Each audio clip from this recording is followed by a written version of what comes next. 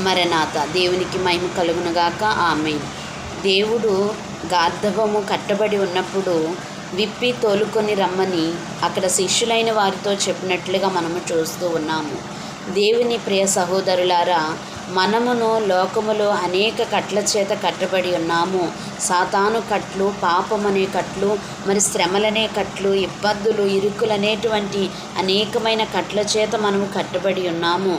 మనము కూడా ప్రభు మాటను బట్టి విప్పబడిన ఎడల ప్రభువును మోసేవారిగా ఉంటాము, సువార్తను మోసేవారిగా ఉంటాము, సువార్త భారాన్ని మోసేవారిగా ఉంటాము.